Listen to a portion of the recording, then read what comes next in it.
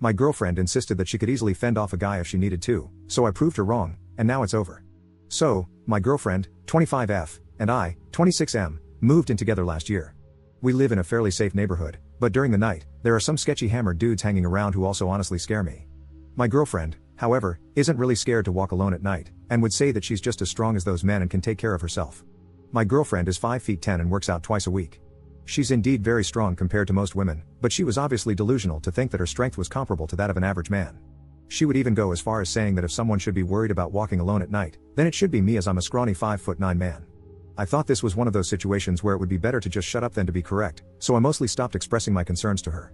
Yesterday, she went out with some of her friends and called me past midnight, stating that she would come home alone via public transportation since she didn't have a license. I told her that it was dangerous, and I offered to come pick her up, but she insisted on coming by herself. I couldn't sleep until she arrived home an hour later, and she was angry at me for not trusting that she could take care of herself. So, I thought this was the perfect opportunity to demonstrate the strength disparity between a man and a woman. Initially, she thought I was joking, but when she realized I was completely serious, she happily took the opportunity to prove me wrong. I instructed her to try to ground me as hard as she could, which she did, and then I quickly broke free from her grip and grounded her for several minutes until she surrendered. She cried a lot during this entire ordeal, and I could see fear in her eyes, even though she knew very well that I would never hurt her. I humiliated her, and as a result, I slept on the couch that night. She didn't want to talk about it in the morning and mentioned that she was fine, but it was evident that she was still very upset about it. I feel horrible for shattering her confidence like that, and I don't think she will ever feel safe walking alone at night again. I probably acted like a really horrible person, and I wish I could have just trusted her more to take care of herself. I know this relationship is likely over, but is there anything I could do to make up for it? Update 1. So, I'll get straight to the point. She broke up with me the next day over the phone. She wanted me to admit that I enjoyed seeing her cry, but I kept defending myself until she gave up. Deep down though, she was sort of right. I'm not ashamed to say that I wasn't a little bit into overpowering her so easily and seeing her cry.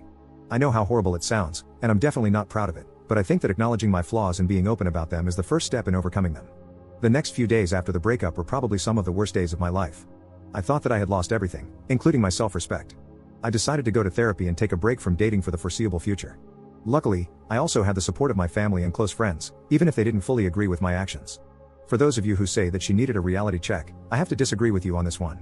Yes, she overestimated her strength, but she's not dumb enough to actually engage in a fight with a stranger, let alone any guy who's clearly had one too many drinks. Being cautious has nothing to do with strength, and now I believe that she was also right to get a bit mad at me for having little to no faith in her. Trying to demonstrate how much stronger I was at 2 a.m. was just plain stupid though. I hadn't heard from my ex until she gave me a call 2 days ago. We barely talked about the incident, and it was mostly catching up and making peace with each other. She seems like she's doing pretty great for herself, as she's about to graduate with her master's and already has a job lined up. She also started dating a new guy last month, and I can tell by the way she talked that she's very into him. Overall, I was glad to hear how happy she sounded. I'm also doing pretty well myself, although I'm still on my break from dating, and I don't see myself getting into another relationship for at least a year. Last month, I also got to experience how my ex felt when I was overly worried about her safety. I went with my family on a trip to Naples, and while our apartment was in a fairly safe part of the city, it was just a few blocks away from some sketchy alleys at night. So, when I was craving a good pizza one night, my mom got very vocal about not wanting me to go to that place because of how sketchy some of the alleys on the way there looked. I tried to convince her that she had nothing to worry about, but to no avail. It then dawned on me that this is probably how my ex felt when I expressed my concerns to her. Eventually, I decided to go to that place the next day during daytime instead. It was definitely worth it though. I'm genuinely happy with how things went for both of us, although I still miss her sometimes, and hearing her voice again just made me miss her even more, but I know that it's probably better for us to move on with our lives separately. I also plan to continue with my therapy sessions, even though I feel completely fine by now. The reason is very simple, it's just to have someone that I can talk to without feeling judged.